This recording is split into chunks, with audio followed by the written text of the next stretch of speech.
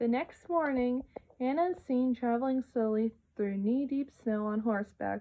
Anna loses her horse after it gets spooked by snow falling from a tree.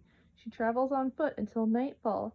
By the following night, Anna is griping that she wishes Elsa had tropical powers instead of ice powers, and is relieved upon finally seeing a building with smoke coming from a chimney. Just then, Anna slips and falls into an ice-cold creek, which freezes her dress stiff.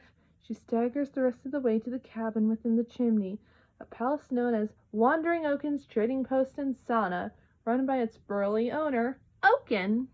Anna quickly staggers into Oaken's store. Oaken has very little winter gear in stock, as it's supposed to be the off-season. Anna inquires if Elsa has visited recently, but Oaken tells her that she's the only person crazy enough to be out in a storm like this.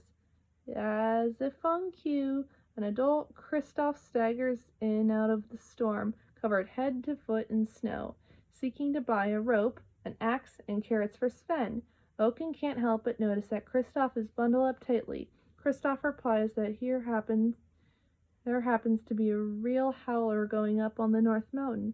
As Anna waits for Oaken to return his attention to her, Kristoff argues with Oaken over the drastic increase in the prices of the items he needs, due to Oaken claiming that there's a supply and demand problem since Kristoff is buying them from an almost bare shelves of the winter department, which ends with Oaken roughly throwing Kristoff out into the snow after the latter insults Oaken by calling him a crook. Kristoff and Sven take refuge in a barn next door to Oaken's store. They're soon met by Anna, who has brought Kristoff supplies for him, on condition he takes her up the North Mountain immediately. Kristoff reluctantly agrees. Anna and Kristoff set off at night with Sven driving.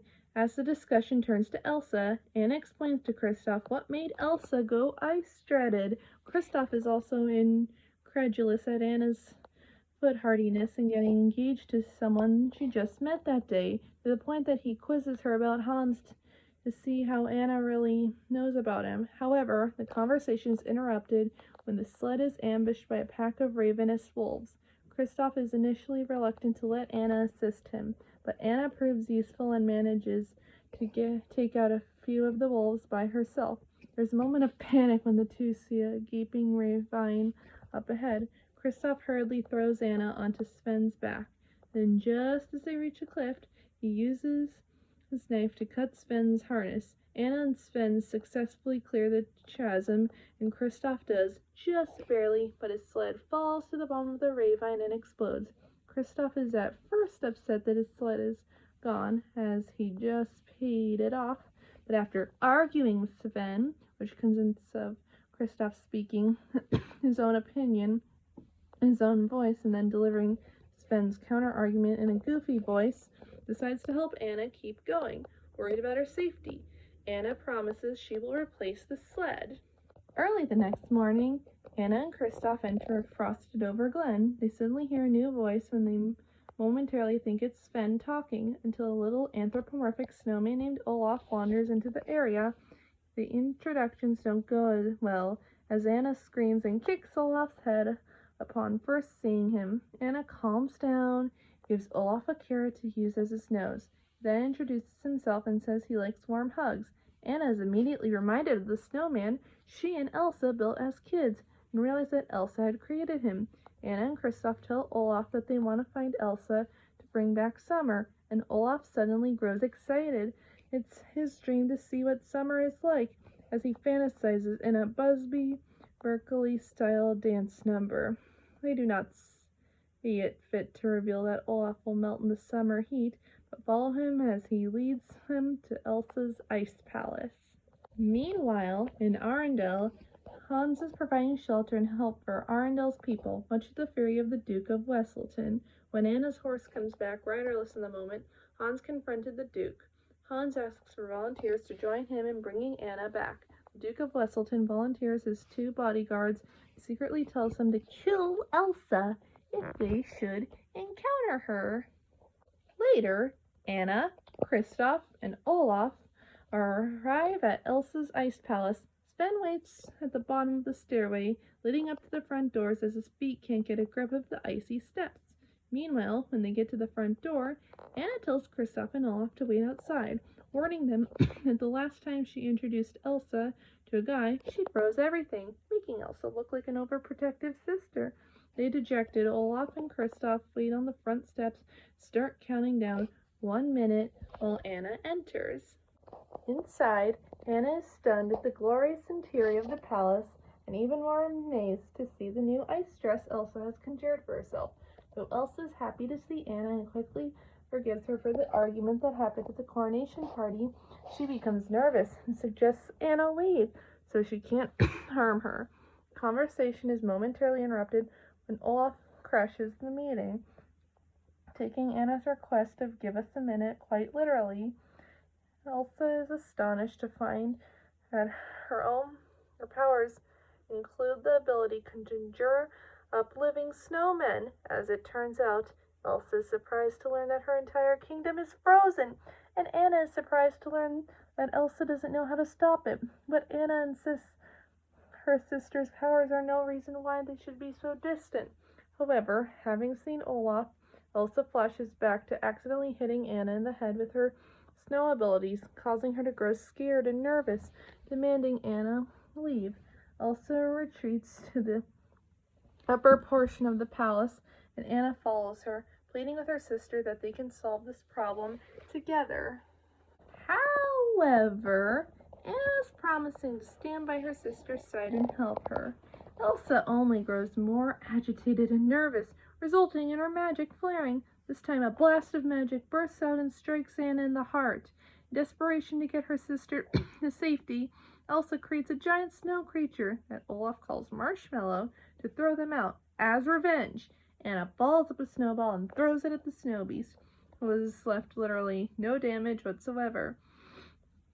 A lack of respect was enough to infuriate Marshmallow and cause him to chase Anna, Kristoff, and Olaf down the North Mountain, while Sven, who ended up getting his tongue stuck on Elsa's icy staircase but got unstuck and managed to leave, runs off into a different direction, which leads to the bottom of a cliff, and most likely eliminate them. Marshmallow manages to corner them at the edge of the cliff, though Kristoff immediately begins digging a snow anchor using a rope to safely guide himself and Anna down the mountain to safety. Marshmallow, however, catches up to them, though Olaf tries to stop him. Marshmallow, annoyed, kicks Olaf over the cliff and continues his chase for Anna and Kristoff. He pulls them up to him by the rope and yells at them, "Don't come back!" Anna then grabs Kristoff's knife and cuts the rope. This sends the duo falling down, though they survive, with his mission to drive them away complete. Marshmallow returns to the Ice Palace. As they recover from the landing, Sven managed to find them and happily greets Olaf by saying in a cute baby voice, "Who's my cute little reindeer?" And Kristoff notices that Anna's hair has started to turn white. Fearfully that she may be injured, Kristoff takes her to his family, who happen to be a group of rock trolls, the same ones that saved Anna many years before. Kristoff explains that as he had no family at a young age, the trolls took him and Sven in. Mix-up occurs and the trolls insist Anna and Kristoff get married. Anna collapses before the two can be wed by the Gothi and the troll priest, and Pobby appears and examines Anna, but concludes that this time her sister powers struck her in the heart. Pobby cannot save her. Anna's heart has begun to freeze. If not cured, she'll become frozen as ice forever.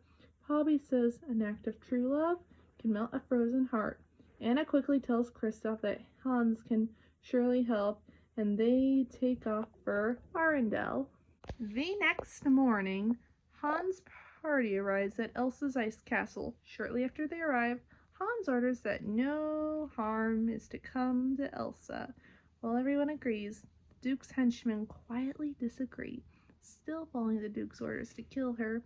The moment they come close enough, Marshmallow reveals himself to the form of snow boulders piled up by the base of the stairs and jumps right into battle.